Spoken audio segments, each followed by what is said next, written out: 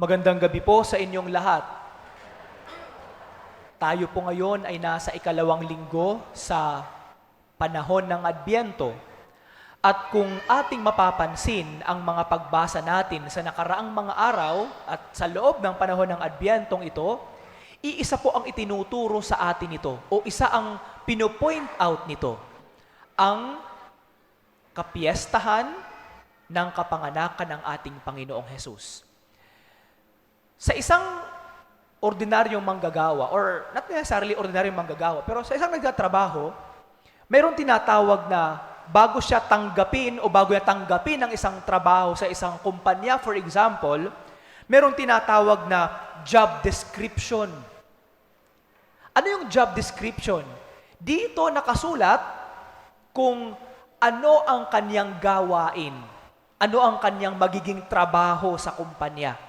Doon nakasulat yung mga kailangan niyang gawin, kailangan niyang ma-accomplish. Isa itong paraan upang hindi magkaroon ng overlapping ang mga trabaho doon sa kanilang opisina, at ang mas malalim na dahilan nito na para yung tao na nagtatrabaho, alam niya ang kanyang boundaries. Alam niya ang hangganan ng kanyang trabaho. Na pag natapos na ang ganitong trabaho niya, hindi na siya pwedeng magtrabaho sa iba pang bahagi ng gawain dahil wala na iyon sa kanyang job description. Iba na ang gagawa ng trabahong iyon. Si Juan Bautista, alam niya ang kanyang job description. Pagdating niya sa mundo, alam niya ano ang kanyang misyon, ano ang kanyang role. At ang kanyang role ay ihanda ang dadaanan ng Mesiyas. Kasama sa kanyang gawain sa paghahanda ang mangaral na pagsisihan ang kasalanan. Yun ang pinaka-basic na kanyang sinasabi. Talikdan ninyo ang inyong mga kasalanan. Talikdan ang kasalanan. Iwaksi ang mga masasamang gawa. Makinig sa mabuting balita. Makinig sa kanyang ipinangangaral. Talikdan ang kasalanan at magpabinyag. Yun ang laging sinasabi ni Juan Bautista. Kaya nga, sinabi sa Ebanghelyo na lagi niyang sinasabi, na sinulat dito kung ano ang lagi niyang sinasabi sa mga tao. Sabi dito, lagi niyang sinasabi sa kanyang pangangaral, darating na kasunod ko ang isang makapangyarihan kaysa sa akin, ni hindi ako karapat dapat magkalag ng tali ng kanyang panyapak. Binibinyagan ko kayo sa tubig, ngunit bibinyagan niya kayo sa Espiritu Santo. Alam ni Juan Bautista kung ano ang kanyang role at kung ano ang kanyang hangganan. Ang ibang mga tao, naniniwala sa kanya, pero ang kanilang paniniwala na siya na ang Mesiyas. Kaya ang ibang mga tao sumusunod sa kanya, hindi bilang Juan Bautista, kundi bilang Mesiyas. Kaya nga, kailangan niyang itama ang kanilang maling paniniwala at pagtingin sa kanya. Hindi ako. Wala akong kapangyarihan at wala akong kakayahang i-overlap ang gagawin ng susunod sa akin. Yun ang laging sinasabi ni Juan Bautista. Alam niya ang boundaries ng kanyang misyon. Kaya nga, hindi niya inagaw ang spotlight mula kay Jesus. Kung iba siguro, dahil sa napakaraming mga tao naniniwala sa kanya, baka sinabi ng, oo, ako ang Mesiyas. Inagaw na ang role ni Jesus. Baka siguro kung ibang tao pa, kung huwad lang na propeta, baka sabihin nila na, oo, sumunod kayo sa akin, maniwala kayo sa akin, dahil ako na ang anak ng Diyos. Pero hindi ginawa ni Juan Bautista iyon. Dahil maliwanag sa kanya, ano ang kanyang misyon, ano ang kanyang role, at kung ano ang hangganan ng kanyang gagawin. Ano ito? Ano ang kahalagahan nito sa ating ginagawang paghahanda para sa kapiestahan ng kapanganakan ni Jesus? Alam natin na sa napakarami nating ginagawang paghahanda sa panahong ito, habang papalapit ang Kapaskuhan, nawawala tayo sa direksyon. Nawawala tayo sa totoong kahulugan kung bakit mayroon tayong panahon ng Adbyento, bakit mayroon tayong tinatawag na Misa de Aguinaldo sa loob ng 9 na araw. At ang umaagaw sa atensyon nito, hindi lamang yung mga tao na nakakasalamuhan natin, kundi ang mga gawain natin sa susunod na mga araw. Ang mga gawain na ito, oo, mahalaga sa ating paghahanda. Yun nga lang, maraming beses at maraming pagkakataon, inaagaw na nito ang totoong kahulugan ng Pasko. Iniisip natin na ang mga Christmas parties, ang mga gift givings, ang napakabising mga araw, oras at panahon na ating ginugugol sa paghahanda, iniisip natin, yun na ang buong kahulugan ng Kapaskuhan. Ang pagbasa ngayong 2 linggo ng panahon ng Adbyento ay akmang-akma sa atin upang ipaalala sa atin. Tulad ni Juan, huwag sana tayong mawala sa kung ano ang totoong kahulugan ng ating sineselebrate.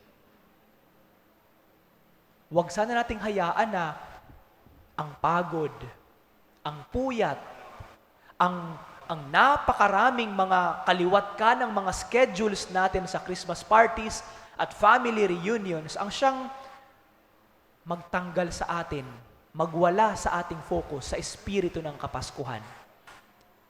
Bagkus, pwede nating gawin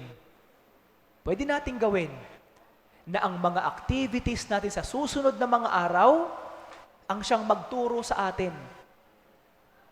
At lagi nating isipin, ang pagbibigay ko ng regalo, ang aming selebrasyon ng Christmas party, ang aming pagtitipon bilang isang pamilya at bilang mag-anak, ang napakaraming mga palamuti ng Kapaskuhan ay sana magpaalala sa atin tungkol kay Jesus. Tungkol kay Jesus. Tatanungin nyo naman ako, sa papaanong paraan? Sa papaanong paraan? Kung ang pagbibigay mo ng regalo ay napilitan ka lang, nape-pressure ka lang dahil sa napakarami mong mga inaanak, huwag ka na lang magbigay. Kung hindi nang gagaling sa iyong puso, napipilitan ka lang at dadating sa punto ng iyong buhay na wag naman sanang ipapangutang mo ang pangregalo mo sa iyong mga inaanak. Huwag ka na lang sigurong magbigay.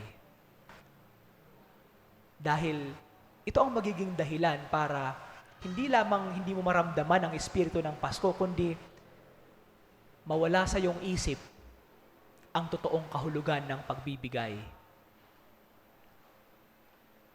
Kung ang mga Christmas parties ang magiging dahilan para sa sobrang pagod mo ay makalimutan mo na magsimba sa araw ng Pasko, huwag ka na lang sigurong mag-attend ng Christmas parties.